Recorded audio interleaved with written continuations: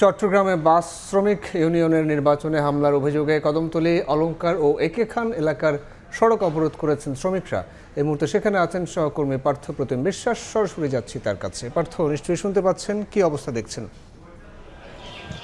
চট্টগ্রামে আন্তজেলা বাস শ্রমিক ইউনিয়নের নির্বাচন ছিল আজ। সেই নির্বাচনকে কেন্দ্র করে দুপুরে পুলিশি হামলা হয়েছে এমন অভিযোগের ভিত্তিতে নগরীর কদমতলী এলাকা থেকে শুরু করে একে খান অলংকার সহ বিভিন্ন জায়গায় আসলে সড়ক অবরোধ করেছে শ্রমিকরা। এই মুহূর্তে আমরা আছি নগরীর কদমতলী এলাকায়। এটি একটি ব্যস্ততম সড়ক এবং আপনারা দেখতে পাচ্ছেন এখানে কিন্তু আগুন জ্বালিয়ে অবরোধ করেছে শ্রমিকরা এবং কিছুক্ষণ আগে তারা এখানে ছিলেন।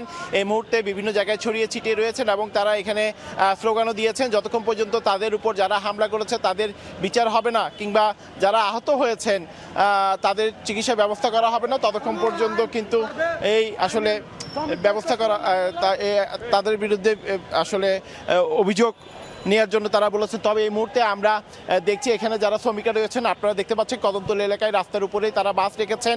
এই রাস্তায় আসলে যান চলাচল এই মুহূর্তে বন্ধ রয়েছে। আমরা নগরীর একে খান অলংকার এলাকাও আমরা দেখেছি, সেখানেও কিন্তু যান চলাচল বন্ধ রয়েছে।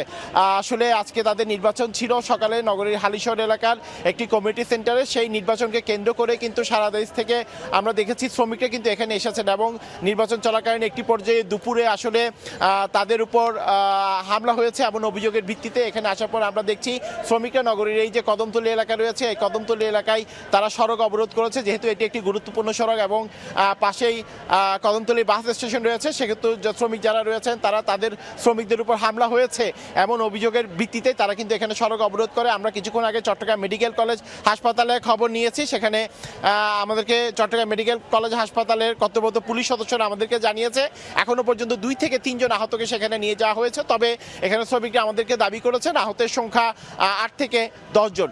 তো এই ছিল আমার কাছে এখনো পর্যন্ত নগরীর কদমতলী এলাকায় সড়ক অবরোধের সর্বশেষ খবর। সহকর্মী পার্থ প্রতিম বিশ্বাস যুক্ত হয়েছিলেন চট্টগ্রামের কদমতলী এলাকা থেকে।